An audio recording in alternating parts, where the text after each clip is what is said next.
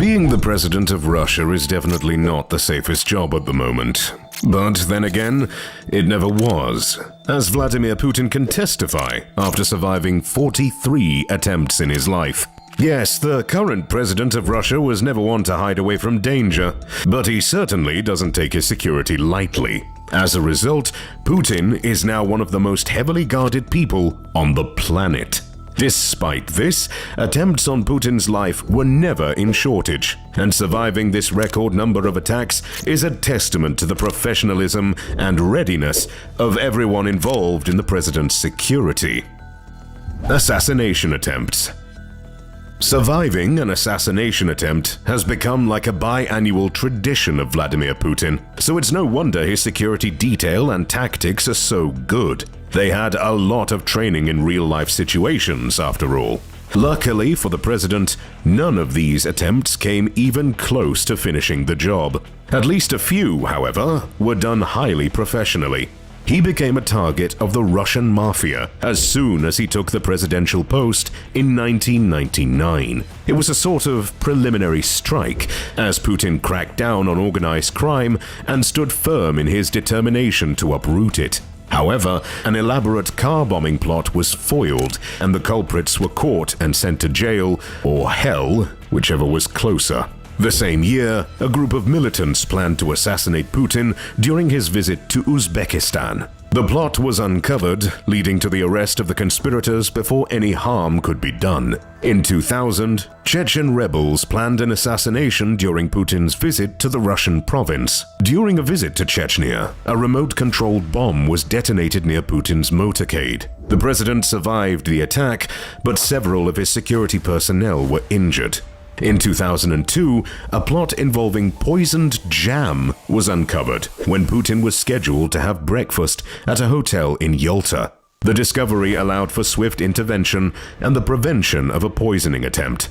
The same year, during a parade in Moscow's Red Square, snipers were positioned with a plan to target Putin. However, the FSO caught wind of the situation and swiftly prevented the execution of the plan. 2002 was definitely not the best for the Russian president, as he survived yet another assassination attempt, this time in Azerbaijan. An Iraqi man with connections to Chechen rebel forces planned the attempt. The Azerbaijan police, however, apprehended the man, and he was later sentenced to 10 years in prison. Later the same year, another man tried to end Putin with an explosion. He planned to drive along the motorway adjacent to the Kremlin and detonate a 40-kilogram explosive. The FSO caught wind of this plot and rerouted the president's limousine while at the same time eliminating the threat. 2003 was no exception, and once again, Putin was the target of an assassination plot, this time on British soil. The British anti-terror police apprehended two men plotting to kill Putin during his visit to London. Apparently, the Russian secret services caught wind of the plot and altered their colleagues in Great Britain. A year later, Russian security services discovered a plot to poison Putin's food during a visit to a foreign country. The specific details and location of the incident were not made public, but it seems Putin is either immortal or his food tasters were up to the task at hand.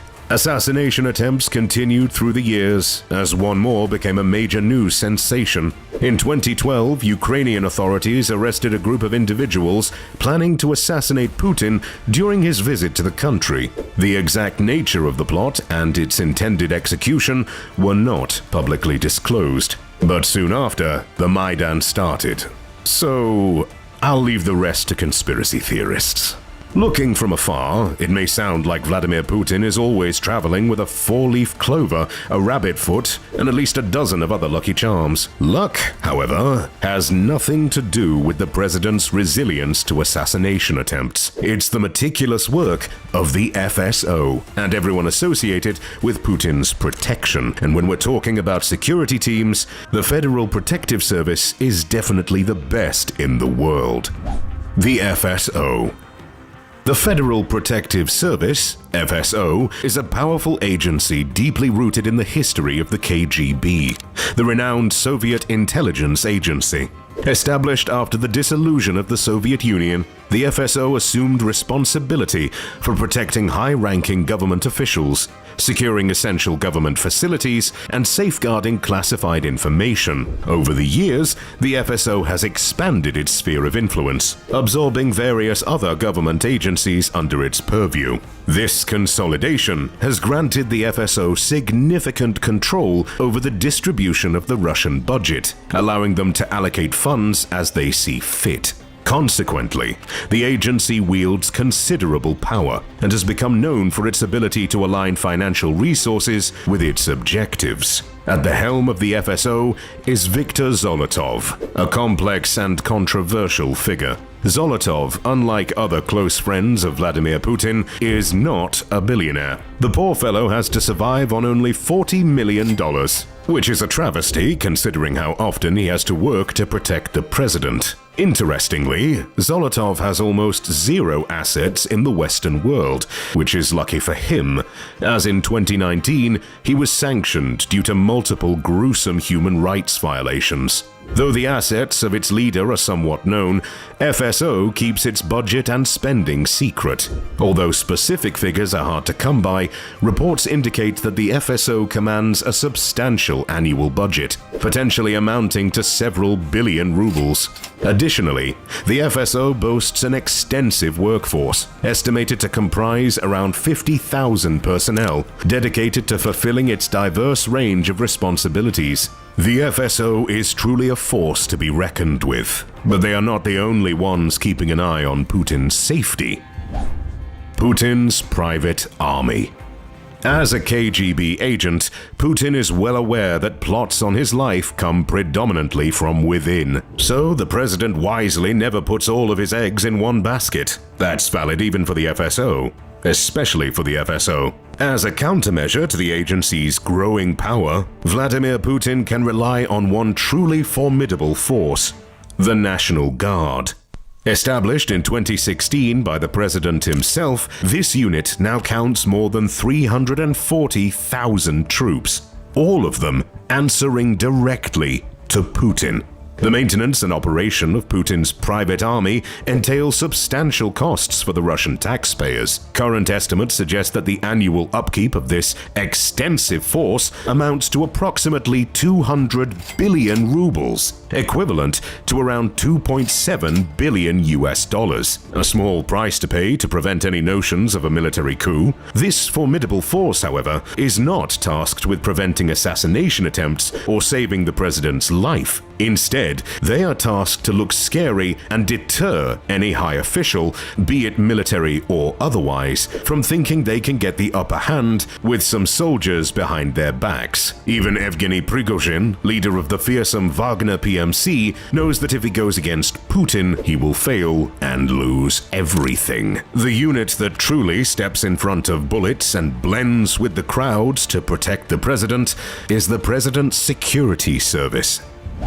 The SBP.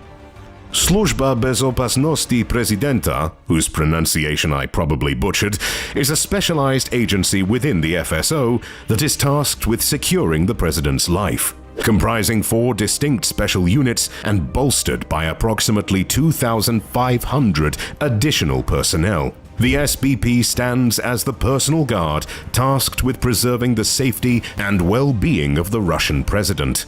This multi-layered approach demonstrates the extent to which President Putin goes to protect his position of authority and maintain stability within the country. So naturally, it's unsurprising that all 43 assassination attempts against him failed. The innermost layer in Putin's defense is his personal bodyguards. That's the only part of his entire defense force you will see on the ground. The rest operate behind the scenes and, more often than not, finish the job way before the bodyguards are needed. If this personal detachment is required to take action, around 2,500 people fail in their jobs. Meticulously chosen and extensively trained, these elite operatives strive to be the world's best personal protection unit.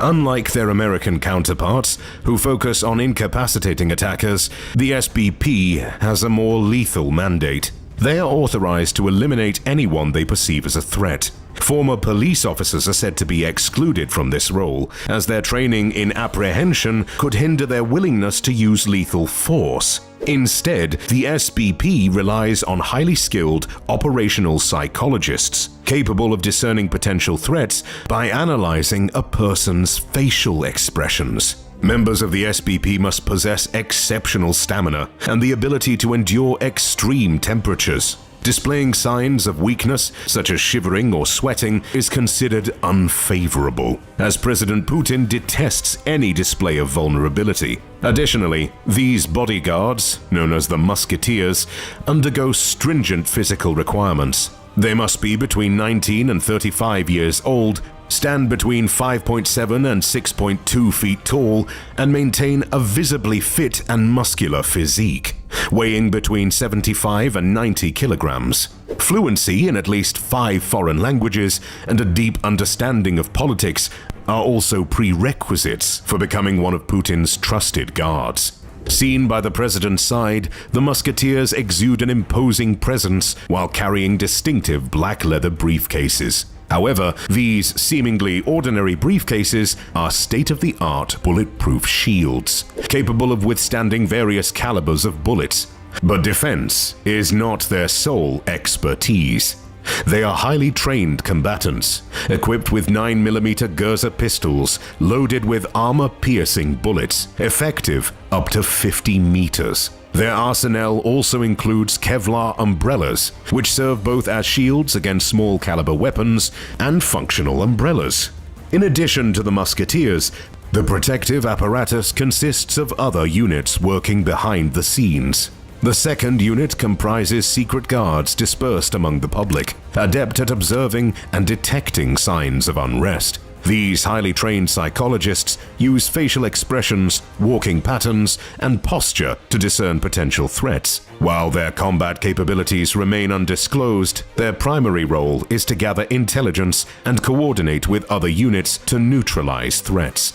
The third unit comprises elite snipers strategically positioned atop buildings and inside apartments, providing constant surveillance. While the exact number of snipers remains undisclosed, some nests are intentionally placed in visible locations to deter potential assailants. These sharpshooters possess exceptional nerves of steel and meticulously scan for any signs of danger.